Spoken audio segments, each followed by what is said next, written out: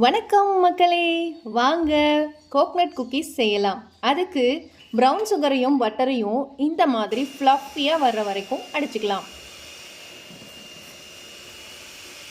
இந்த மாதிரி ஃப்ளஃபியாக வந்ததுக்கப்புறமா இது கூட கோதுமை மாவு, அப்புறமா துருவின தேங்காய், இந்த ரெண்டையும் சேர்த்துக்கலாம். இந்த 4 பொருள் போதுங்க.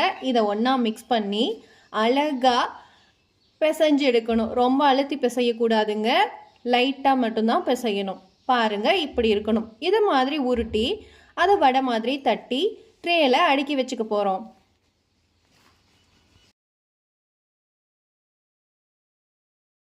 நாம் அடுக்கி வச்ச இந்த ட்ரேவை ப்ரீஹீட் பண்ண அவனில் 30 மினிட்ஸுக்கு 180 டிகிரி செல்சியஸ்க்கு வச்சு பேக் பண்ணி எடுக்க போகிறோங்க. இந்த குக்கீஸில் என்ன பெருமை அப்படின்னு பார்த்தீங்கன்னா, ஒயிட் சுகர் ஆட் பண்ணுறதில்ல, மைதா ஆட் பண்ணுறதில்ல, அப்புறம் ப்ரெசர்வேட்டிவ்ஸ் ஆட் பண்ணுறதில்ல. அண்டு இதை விட இன்னொன்று என்னென்னா, பசியை கட்டிக்கக்கூடிய சோடா உப்பு நம்ம ஆட் பண்ண போகிறது இல்லைங்க. வெறும் 4 பொருள் தான். நாட்டு சக்கரை, வெண்ணெய், கோதுமை மாவு, துருவின தேங்காய்.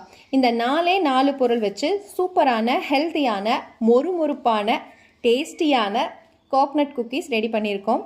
இந்த மாதிரி குக்கீஸ் உங்களுக்கும் வேணும் அப்படின்னா டிஸ்கிரிப்ஷனில் நம்பர் கொடுக்குறேன், காண்டாக்ட் பண்ணுங்கள். பாருங்கள், பேக்கான இந்த குக்கீஸை எடுத்துகிட்டு வந்து ஒரு ஒயர் ரேக்கில் வச்சு நம்ம கூல் பண்ண போகிறோம். எடுக்கும்போது கொஞ்சம் கிறிஸ்பி இல்லாமல் இருக்கும். இப்போ பாருங்கள், மொறுமொறுப்பான பிஸ்கட்ஸ் ரெடி.